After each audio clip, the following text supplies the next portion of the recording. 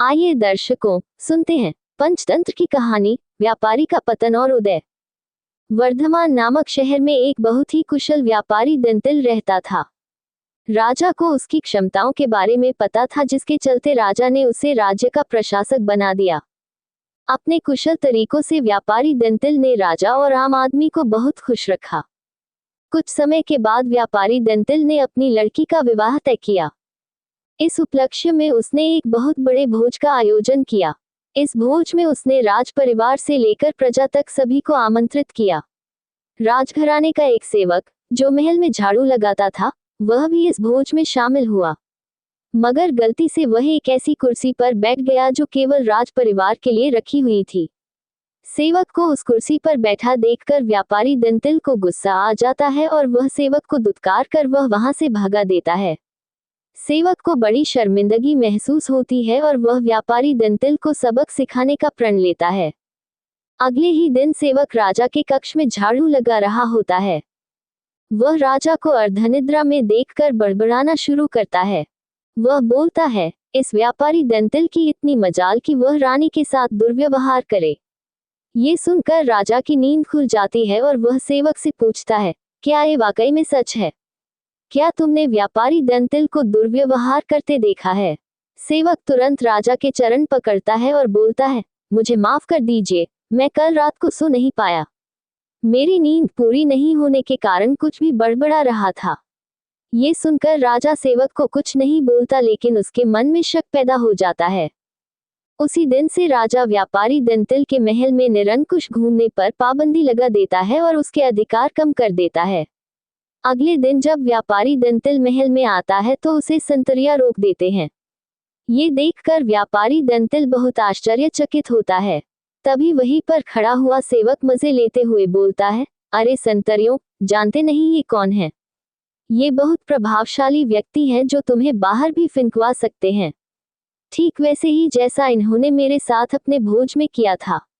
तनिक सावधान रहना। ये सुनते ही व्यापारी दंतिल को सारा माजरा समझ में आ जाता है। वह सेवक से माफी मांगता है और सेवक को अपने घर खाने पर बुलाता है। व्यापारी दंतिल सेवक की खूब आवभगत करता है। फिर वह बड़ी विनम्रता से भोज वाले दिन किए गए अपमान के लिए क्षमा मांगता है और बोलता है कि उसने जो भी किया, गलत किया। सेवक बहुत खुश होता है और व्यापारी दंतिल से बोलता है, आप चिंता ना करें, मैं राजा से आपका खोया हुआ सम्मान आपको जरूर वापस दिलाऊंगा। अगले दिन राजा के कक्ष में झाड़ू लगाते हुआ सेवक फिर से बड़बड़ाने लगता है, हे भगवान, हमारा राजा तो इतना मूर्ख है कि वह गुस्लखाने में खीरे खाता है। ये सुनकर राजा क्रोधित हो जाता है और बोलता है, मूर्ख, तुम्हारी ये हिम्मत! तुम अगर मेरे कक्ष के सेवक ना होते तो तुम्हें नौकरी से निकाल देता। सेवक फिर राजा के चरणों में गिर जाता है और दोबारा कभी ना बड़बड़ाने की कसम खाता है। राजा भी सोचता है कि जब यह मेरे बारे में इतनी गलत बातें बोल सकता है तो इसने व्यापारी दंतिल के बारे में भी गलत बोला होगा। राजा सोचता है कि उसने बेकार में व्यापारी दंतिल को दंड दिया। अगले ही दिन राजा व्यापारी दंतिल को महल में उसकी खोई प्रतिष्ठा वापस दिला देता है। दर्शकों, इससे हमें ये सीख मिली कि व्यक्ति बड़ा हो या छोटा, हमें हर किसी के साथ समान भाव से ही पेश आना चाहिए। दमनक से यह कथा सुनकर संजीवक ने कहा, ठीक है, तुम जो कहते हो वही करूंगा। तब दमनक उसे साथ लेकर पिंगलिक के पास आया। बोला, महाराज, मैं संजीवक को ले आया हूँ। संजीवक ने भी पिंगलिक को नमस्कार किया और पास ही बैठ गया। पिंगलक ने संजीवक बैल के ऊपर अपना दाहिना हाथ रखते हुए पूछा, आप इस वन में कहाँ से आए हैं? यहाँ कुशल से तो रहते हैं। संजीवक ने अपनी सारी कथा उसको सुना दी। पिंगलक ने उसकी कथा सुनकर उससे कहा कि तुम निडर होकर मेरे द्वारा सुरक्षित इस वन में विचरण करो। इसके बाद पिंगलक ने अपने जंगल का राजकाज नए मंत्रियों कर्टिक और दमनक को सौंप दिया और खुद संजीवक के साथ आनंद से रहने लगा। संजीवक ने कुछ दिनों में ही अपनी बुद्धि के प्रभाव से जंगली पिंगलक की हिंसक आदतें छुड़ाकर उसे ग्राम्य धर्म में लगा दिया। पिंगलक भी उसकी बातों में रुचि लेने लगा। उसकी हिंसा की वृत्ति समाप्त हो गई।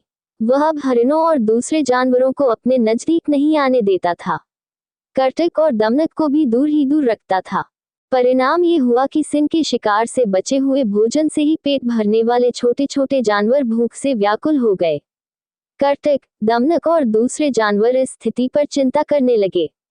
वे सोचने लगे कि जब भगवान शंकर के गले में लिपटा हुआ सांप गणेश जी के वाहन चूहे को निगल जाना चाहता है, जब कार्तिकेय का वाहन मोर शंकर जी के सांप को खाना चाहता है, जब सांप को मारकर खाने वाले मोर को भी पार्वती का वाहन सिंह खाने की इच्छा रखता है, तब यह हिंसा का नाटक क्यों? दमनक ने कर्टक से कहा, अरे भाई, अब तो पिंगलक और संजीवक में ऐसी प्रगाढ़ मित्रता हो गई है कि पिंगलक हम लोगों से विमुखी हो गया। हमारे कितने ही साथी भी भाग गए। हमें राजा को समझाना चाहिए। मंत्री का धर्म है कि वह ठीक समय पर राजा को समझाए। कर्टक ने कहा, तुमने ही तो यह आग लगाई है। तुम्ही ने इस घास चरने वाले जानवर को हमारे स्वामी का मित्र बनाया है। दमनक बोला, ये सच है।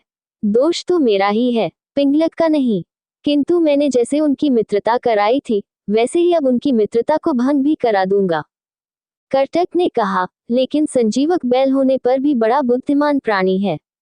उधर सिंह पिंगलक भी भयानक है। ये ठीक है कि तुम्हारी बुद्धि तेज है, फिर भी तुम इन दोनों को अब अलग करने में कैसे समर्थ हो पाओगे? दमनक ने कहा, भाई, असमर्थ होते हुए भी मैं समर्थ हूँ। जो काम पराक्रम से पूरा नहीं हो पाता उसे भी चतुर व्यक्ति युक्ति से पूरा कर सकते हैं। दर्शकों, यदि आपको मेरा ये प्रयास और मेरा यह वीडियो पसंद आया हो, तो मुझे इसी तरह की वीडियो बनाने के लिए प्रेरित और मोटिवेट करने के लिए मेरे इस वीडियो को लाइक करें, शेयर करें और कमेंट करें, और साथ ही साथ इसी तरह की अन्य वीडियोज के लिए मेरे चैनल को सब्सक्राइब करें, और लेटेस्ट वीडियोज की अपडेट जल्द से जल्द पाने के लिए घंटे के बटन को जरूर दबा दें, ताकि लेटेस्ट वीडियोज की अपडेट आपको जल्द से जल्द मिल सके। दर्शकों, फिर मिलेंगे इसी तरह की लेटेस्ट वीडियोज के साथ। तब तक के लिए जय श्री राधे कृष्णा।